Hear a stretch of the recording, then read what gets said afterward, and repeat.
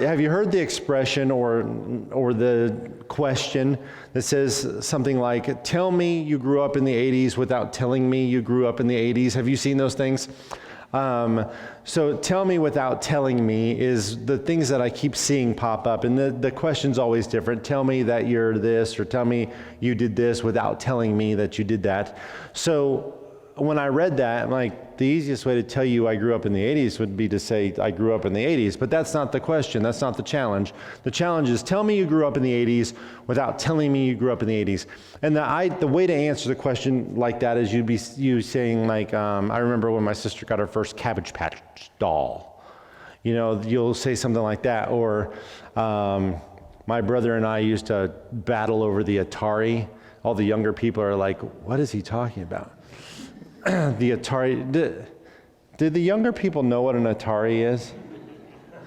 Okay, yeah, all those in their 40s are like, yep, like, sorry, you're not the younger people. I'm talking about the younger people. That's how you would say we grew up in the 80s. Like me and my friends would walk down the streets, just jam into our Walkman. You know, that would be a way to tell you that I grew up in the 80s without saying I grew up in the 80s. I want to throw out that same kind of challenge this morning, and I just want to throw it out there, and then we'll revisit it later. But the question is, tell me you're a Christian without telling me you're a Christian. Now that becomes a challenge right there. You know, the easiest way to tell you that I'm a Christian is I'm a Christian. You can say, well, I go to church. That doesn't make you a Christian. Muslims go to church. They're not Christians, but they go to church. So tell me you're a Christian without telling me you're a Christian. That becomes kind of a challenge. Like, well, I need to tell you that I am or you won't know. Well, that would be a problem, wouldn't it? The challenge is tell me you're a Christian without telling me you're a Christian. And I'm going to leave that question right there. And I'm going to move into the rest of the sermon, then we'll revisit it at the end. The sermon title that's up on the screen there, most likely doesn't make a lot of sense to a lot of people. Shibboleth. We typically don't use the word Shibboleth in our culture. You know, when was the last time you used that in a sentence? You know, when was the first time you saw that word? Everybody raise their hands. Okay, today. All right. Yeah. Is it a word? Yeah, it's a real word. The word means a stream or an ear of grain or a branch. In other words, it's something that comes out of something else. That's what the word is. But the definition also has very little to do with this message today, so forget the definition at all. It's a word that's only used once in the Bible, and its definition isn't important whatsoever. It just doesn't matter. The meaning of the word doesn't even fit within the context of the story it's used in. That's how pointless this word is, okay? And it's only used one time in the Bible, and I'm just going to zone in right there on that one word today. But its purpose holds an incredible lesson. The reason why it's brought up in Scripture, it has an incredible lesson, even though the definition means nothing and the word means nothing to the message today, okay? So that's where I'm going to focus because that's a lot of fun. So I want to focus on this word, but very little because it's not the focus of the message. The book of Judges has some unique stories in it. If you read the book of Judges, it's entertaining. It's also gory. It's a violent book of the Bible. And the story that I want to look at this morning is found in Judges chapter 12. But in order to see what the problem is in this story in Judges chapter 12, we have to be refreshed on what happened with Gideon in chapter 7 and 8 in order to find out what's happening in chapter 12.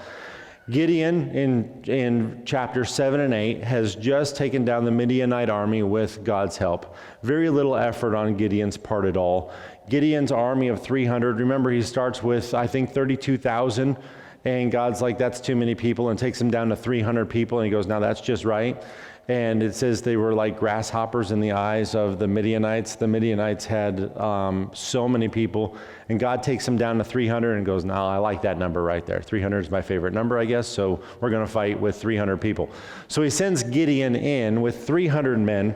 They break pitchers, they shine torches, they blow trumpets, and the Midianite army panics so much that they begin to kill each other. And Gideon gets to watch this go down. All Gideon and his army have to do is run in and wipe out the remnant and collect the spoils. That's all he has to do. This is where we pick up the finale of the story. Look at Judges 7, verse 24.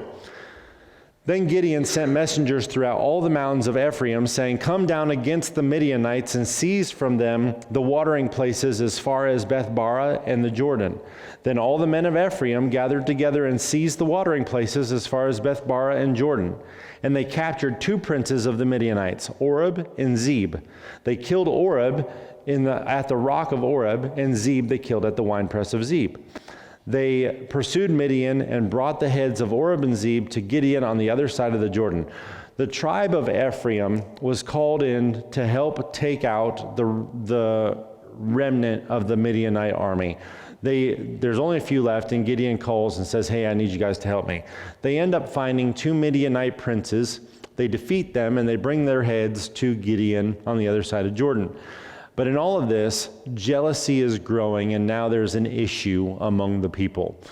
The Ephraimites have a little bit of a reputation in this story. Look at Judges 8, verse 1. Now the men of Ephraim said to him, "Why have you done this to us by not calling us when you went to fight with the Midianites?" And they reprimanded him sharply.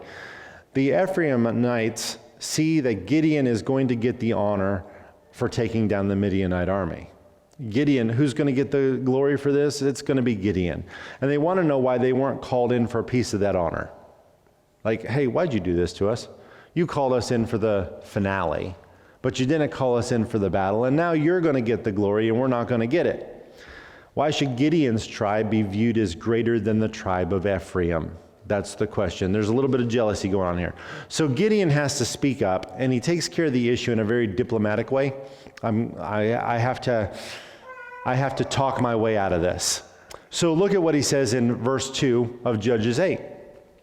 So he said to them, "What have I done now in comparison with you? Is not the gleaning of the grapes of Ephraim better than the vintage of Abiezer," which is Gideon's people? "God has delivered into your hands the princes of Midian, Oreb and Zeb, and what was I able to do in comparison with you?" Then their anger towards him subsided when he said that. Basically, Gideon said, "You were able to take down 2 princes of the Midianite army. You were able to take the Midian princes down when all I did was blow a trumpet and break a pitcher, and I yelled, 'How is my victory even comparable to your victory?'" So he uses diplomacy to get out of this. And when the men of Ephraim heard this, they're satisfied with the answer. Like, that's right. We took down the princes and you broke pitchers. This is good. We like this answer. They still look good, and they can walk away with their arrogance intact. Everybody's happy. Everybody gets to go home happy. And Gideon takes care of this. Now that we've looked at this account, we can go into our text this morning with a better understanding of what's going on when we get to chapter 12. In chapter 11, we see the story of Jephthah and his daughter. Jephthah makes a vow to the Lord that if he could beat the Ammonite army, he would sacrifice anything that came out of his door. Maybe you're familiar with that story. It was this battle against the Ammonites that connects us to chapter 12. So we're still following this story here. Jephthah defeats the Ammonites with the Lord's help, and this is what happens next. Look at verse 1 of chapter 12.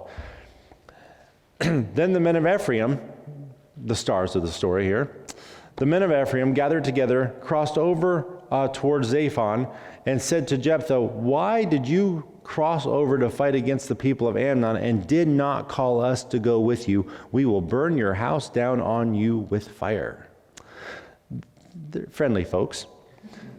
It's a little more of an aggressive approach, but the men of Ephraim are at it again. "We heard you won a battle." "Yes, I did. And you didn't include us? You didn't call us in?"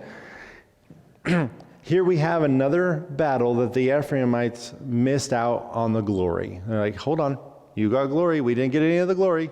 You didn't call us." They were not included in the status of conqueror, and they have become angry enough to threaten to burn Jephthah's house down with him in it. Like, we're going to burn you alive because you did not include us in the glory of the battle. But the problem wasn't that they weren't included, it was that they never took it seriously. Look at verse 2. "And Jephthah said to them, 'My people and I were in great struggle with the people of Ammon, And when I called you, you did not deliver me out of their hands. So when I saw that you would not deliver me, I took my life in my hands and crossed over against the people of Ammon, and the Lord delivered them into my hand. Why then have you come up to me this day to fight against me? The men of Ephraim have come to wipe out Jephthah and his people, because their greatness has exceeded the greatness of the Ephraimite people. Like, you're getting glory. We didn't get any of that glory. And Jephthah points out that there's no honor in this because they did have a chance to get involved. I did call you. You didn't take it seriously. You didn't come to help me. Jephthah tried to bring them in. He tried to include them because he needed help, but they were too busy being involved in their own culture. We're just doing our own thing over here, enjoying our own life, enjoying our own culture, that we didn't get involved with what you were doing. This time, there's no satisfying the men of Ephraim, though. You couldn't use diplomatic words to shut down the social temperature here. They're mad. They've come to fight, and that's exactly what they were going to do. Look at verse 4. Now Jephthah gathered together all the men of Gilead and fought against Ephraim. And the men of Gilead defeated Ephraim because they said, "You Gileadites are fugitives of Ephraim among the Ephraimites and among the Manassites." Jephthah's people, just to give you a little history here, Jephthah's people were considered fugitives, according to the Ephraimites, because of the fact that half the tribe of Manasseh chose to live on the opposite side of the Jordan when they were led into the promised land. You got these two tribes that says, we want to stay on this side of the Jordan. We'll help you fight and give you the land, the promised land, but we want to stay on this side of the Jordan. Because of that, they were considered fugitives, according to the Ephraimites. To them, it was treason. They judged Jephthah's line because they didn't associate with the Ephraimites as closely as they wanted them to. Because you guys live over there and we live over here, you're fugitives. You broke off from us. By the way, I don't know if you noticed this, but the Ephraimites have issues. You got a couple issues. Now we have a full-on battle over discrimination and arrogance. Jephthah has to fight against them because they're not going to back down here. The men of Ephraim are in the wrong, and Jephthah had to remove the threat. Jephthah's army ends up defeating the Ephraimite army, but some of the men of Ephraim get away. They get away. So Jephthah and his men devise an unusual strategy, which introduces us to the word Shibboleth. See, I didn't forget. We're coming to the word here. It brings us to this word Shibboleth. Jephthah knew that these men would just go back over the Jordan River, go home, and they would be back to fight another day. So something had to be done to keep this from happening. We've got to take care of the rest of these guys, otherwise they're just going to rise up and they're going to come back. Here's where we find our word in verse 5. The Gileadites seized the fords of the Jordan before the Ephraimites arrived. And when any Ephraimite who escaped said, "Let me cross over," the men of Gilead would say to him, "Are you an Ephraimite?" If he said no, then they would say to him, "Say Shibboleth." And he would say Shibboleth, for he could not pronounce it right. Then they would take him and kill him at the fords of the Jordan. There fell at that time 42,000 Ephraimites. That's unfortunate. 42,000 men died that day because of an extremely simplistic plan. All they had to do was say the word Shibboleth, and they would be set free. Are you an Ephraimite? Oh, absolutely not. I know you have issues with the Ephraimites. So yeah, nope, I'm not an Ephraimite. Say Shibboleth. Just say Shibboleth. It's not like they even had to guess what the password was. All they had to do was say it. I'm going to give you the password, and you tell me what the password is. The password is Shibboleth. Now tell me what the password is. The problem was that they didn't have those sounds in their accent. They had a little bit of a speech impediment when it came to saying the word Shibboleth. Say Shibboleth. Shibboleth. Right? That's wrong. They had a problem. They had a little bit of, all they have to do is say one word. Say the password. Well, what's the password? It's Shibboleth. Oh, Shibboleth. And that's it. The story's over. It's just that easy. I find this to be one of the funniest, tragic stories in the Bible. You need to say the password. I don't know the password. Well, the password's Shibboleth. Like, oh, Shibboleth. Take this one out. Like, really? That's the battle plan. That was the battle plan.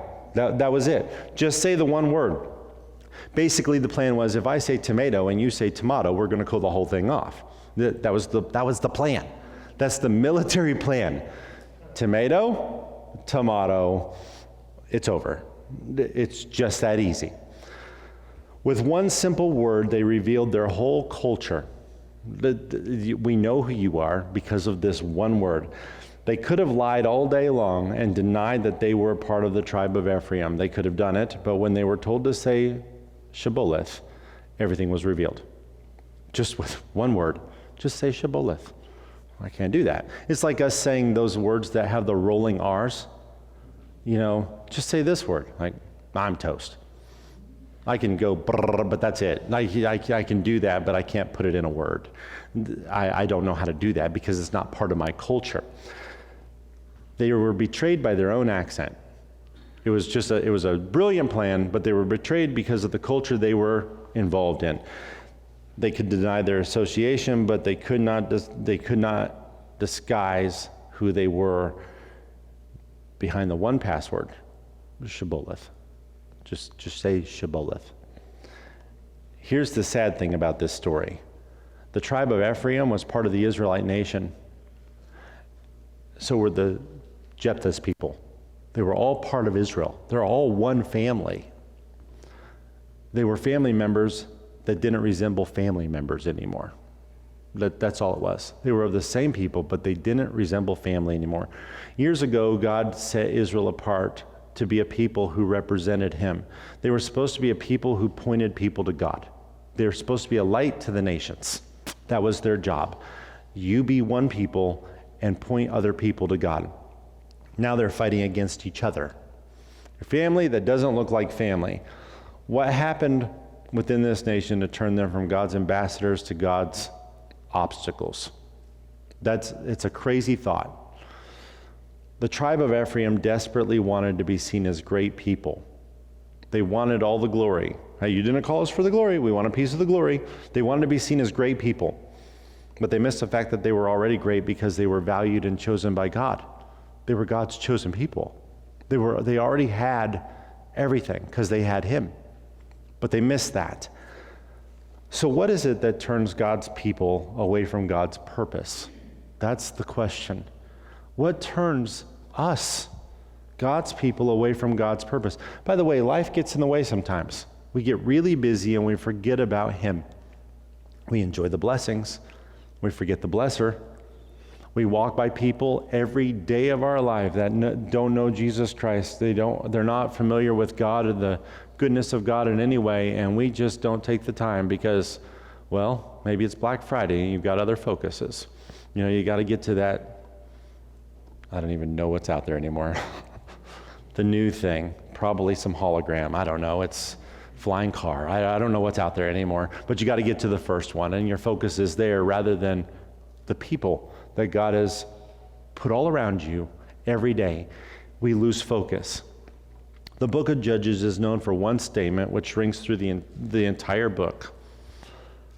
Judges chapter 21 and verse 25. Here's the statement right here. In those days, there was no king in Israel. Everyone did what was right in his own eyes. That you'll see that repeated in the book of Judges. Those people did whatever was right in their own eyes. Because there was no earthly authority over the people, they did whatever they wanted to. They did whatever made them happy. That's the theme of Judges. They just did whatever they wanted to. They determined what truth was. They determined what was right. They determined what was culturally acceptable. And in doing so, they turned their back on their one true king and their one true authority, which was God. We don't have an earthly king, but you still have a king. We don't have an authority. Oh, yes, you have an authority. It's God. But they lost focus of him because they were so involved in their culture. They began to fill their lives up with things which they found important instead of things which were important. And by the way, we can be guilty of the same thing. We can fall into the same trap. Before long, this example is spread through the entire generation. They became known as the people who did what was right in their own eyes. Many times we look at the people in the Bible And we shake our heads with disappointment because of what they did and wonder why they were so foolish. You know, we look at Israel and go, oh, Israel. Didn't you read the last chapter? Did you not see that? And then you turn a couple pages like, oh, Israel. And we shame them. You know, we judge them a little bit. Be like, stupid, stupid, stupid, stupid. Tell me you're not going to do it. Yep, they did it. They did it. They did exactly what I thought they shouldn't do. And we look at the pages and we say, Israel, they were so foolish. But God didn't record those stories for the sake of historical reference only. You know, we look at it and go, wow, people were dumb back then. Hold on. Wait for it. Let's remove the were and the back then from the sentence. People can be dumb. People can be dumb. You mean back then? That's the end of the sentence. People can be dumb.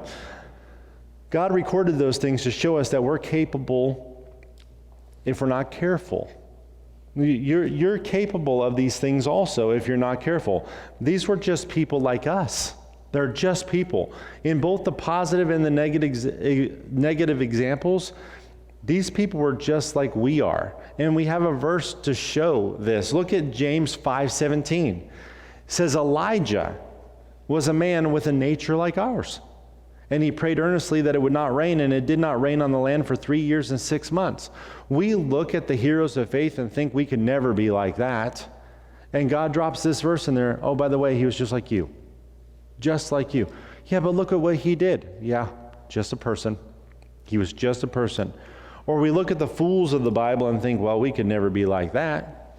So we look at people like Elijah and go, oh man, I could never be like that. And then you look at the fools of the Bible and you're like, wow, I could never be like that. That's just incredible. The truth is, yes, you can. On both sides of this, yes, you can. And because the risk is there for us to be just like the Ephraimites, I want to share how we can escape that, because you are susceptible. You have the capability. Like, yeah, but they were being stupid. You've got that same potential. And so do I. I can be stupid too. And I've done it. I don't want to talk about it. Let's just shut that chapter there. But I've done it. We're all capable of this. We're susceptible to being influenced by what's introduced to us. Every one of us are. When something's introduced to you, you can be influenced by that thing. We may think that we're doing a pretty good job of running our lives, but if we're not guarding our hearts, we're putting ourselves at risk, because life will influence you. Solomon, the wisest man who ever lived, gave us an important message in Proverbs chapter 7. Here he's cautioning anyone who sits down in the presence of a ruler. Proverbs 23, sorry about that. Look at verse 1. When you sit down and eat with a ruler, consider carefully what is before you. Okay? It seems like a weird proverb here, but consider what's before you. Then he goes on to talk about the kindness that this ruler may show you, but remember that his actions are determined by his heart. Just because you're sitting in a fancy place, this ruler is treating you kind. Remember, the heart is what you're supposed to be looking for, not the kindness. Look at what he says in verse 7. For as he thinks in his heart, so is he. Eat and drink, he says to you, but his heart is not with you. Solomon's pointing out that as a person thinks in their heart, is who the person will become. It doesn't change your identity, it changes your behavior. Let's make sure we're in context here. You become these things. You feel like you're invincible, you're going to do some stupid things, right? At least children do. You know, they watch that superhero movie and then they get up on the roof and you're like, what are you doing? Well, I believe I'm that guy. Like, oh, you're not. Watch. No. Look, Mom, no hands. You know, they're invincible. They're invincible. Because they believe they are, they behave that way. And people behave according to what they believe. What has your attention has you. I don't know, make that a quote in your life. What has your attention has you. If we allow bitterness and anger to govern us, we will become bitter and angry people. Whatever has your attention has you. If we allow negativity to echo in our lives on a regular basis, we become negative and depressed. It's just what has your attention has you. It just happens. The same thing goes for the opposite. If we focus on God and his love for us, we become people who love to express his love. We love to express love for him because we focus on his love for us. If we focus on our relationship with God, we become a person who understands true joy rather than temporary happiness. When difficult times come, we're like, you know what? But I still have him. And if I have him, I have everything. And we can still have joy in the bad times. The Ephraimites could deny that they were Ephraimites all day long. They could do that. They could give any reason they wanted for crossing the Jordan River. We just want to cross because I have family over there. They could cross because of anything. They could disguise themselves and put on a great performance in their life. Just whatever you do, don't know that I'm an Ephraimite. But when it came down to it, they could not hide from what they had become. Your culture is flowing all the way through you. Say Shibboleth.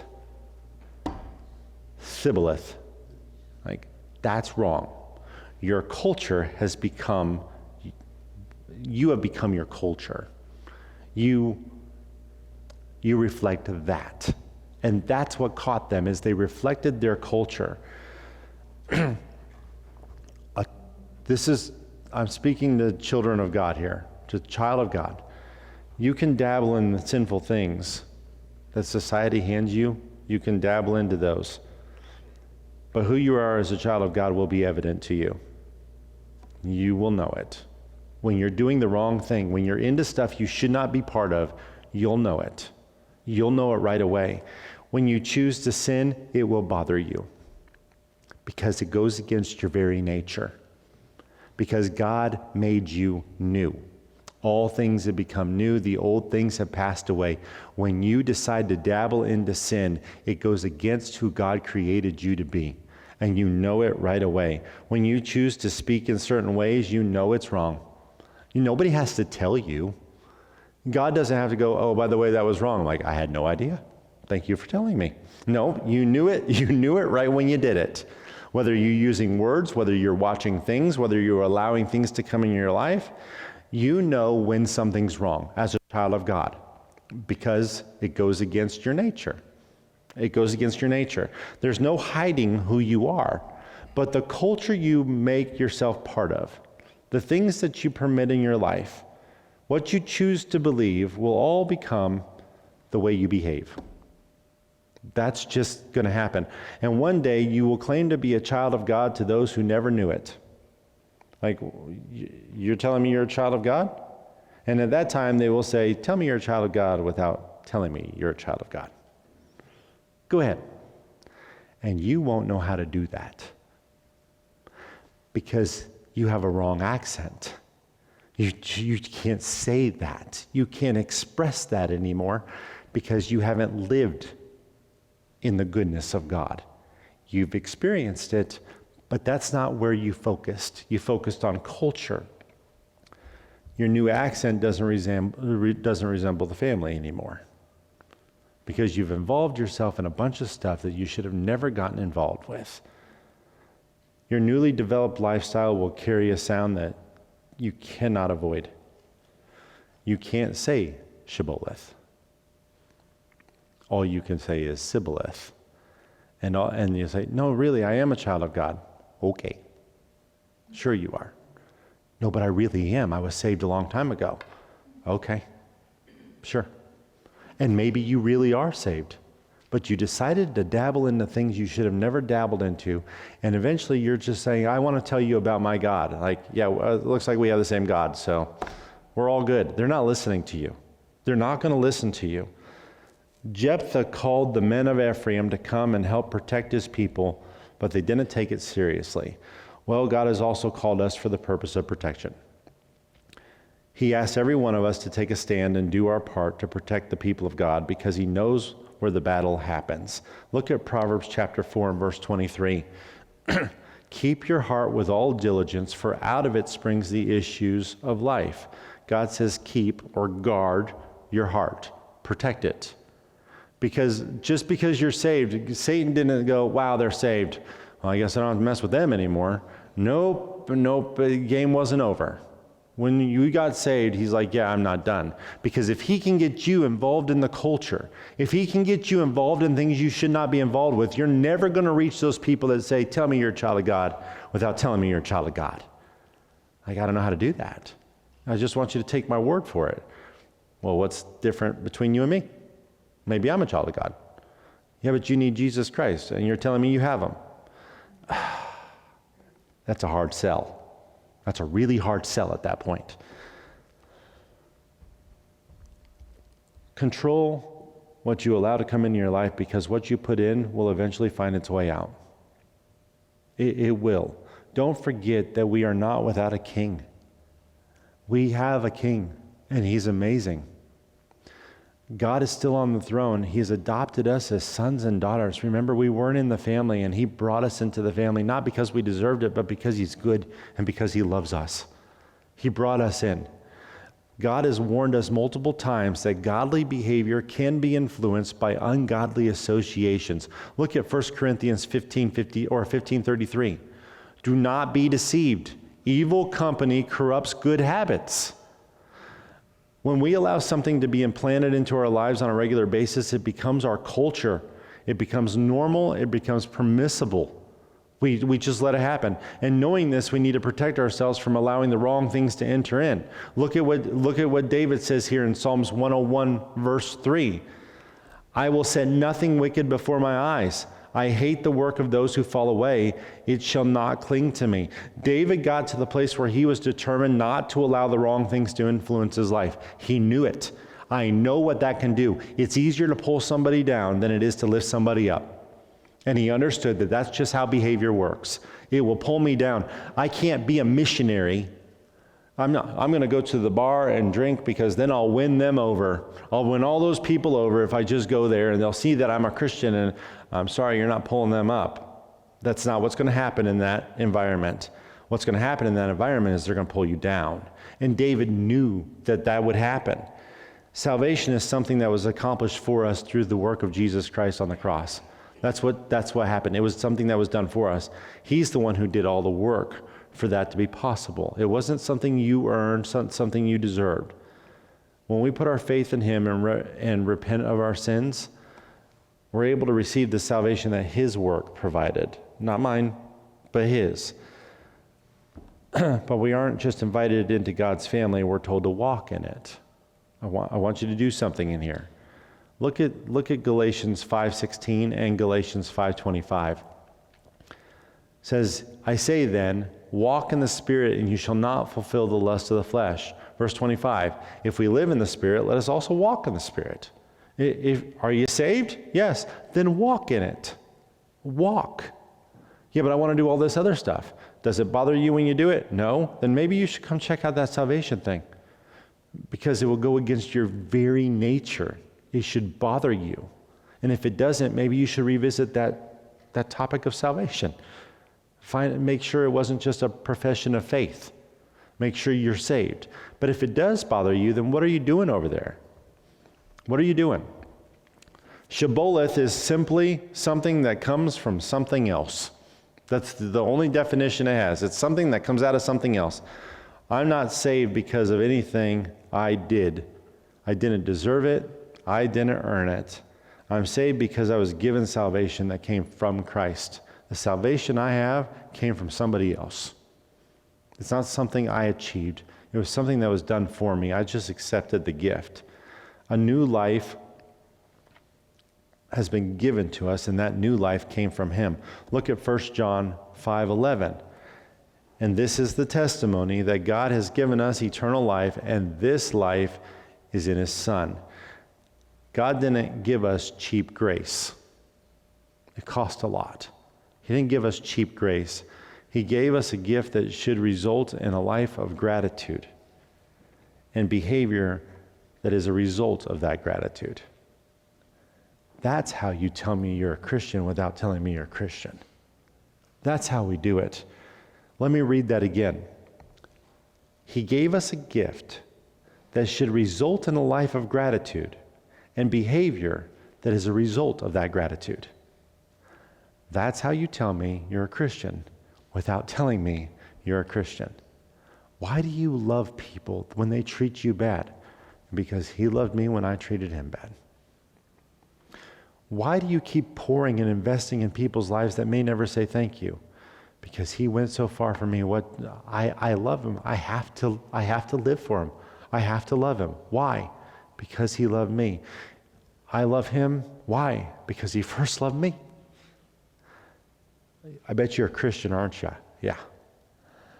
That's how you tell people you're a Christian without mentioning that you're a Christian. Is because they start seeing God's love flow from your life based on your gratitude for what he's done. That's how you do it. He called us to be set apart, be a light in the darkness, pointing other people to him, because people need the Lord. People need the Lord. Does your behavior reflect the family name? That's the question. Because if I come up to you and say, I just want you to do me one favor, say Shibboleth. If you struggle, like, I know you're involved in something you shouldn't be involved with. You've been sucked into a culture that wasn't the one that God placed you in. It's changed you. Your behavior has changed because of the culture you've been involved with. The longer we allow ungodly things into our life, the more we fail to reflect Christ to other people. Your behavior does matter. Yes, when you got saved, God made you new. He gave you a new identity. He gave you a family name that wasn't yours before. You were in Adam, now you're in Christ. You are now saved. You're a child of God. That is your identity. So now I can do whatever I want? Absolutely not. You can't just go out and just enjoy the things that go against your nature now. Your behavior does matter. Because one day, somebody's going to come up to you and say, hey, just one question for you. Like, yeah, what do you need? Say Shibboleth. Prove you're part of the family. Just go ahead. And you won't know how to pronounce it because you haven't been involved in it. And you accepted a different culture. Your behavior does matter. We are called to be a light to the nations still today. What you allow into your life, think about it before you allow it into your life. Because it will affect the way you behave, and the way you behave is so important.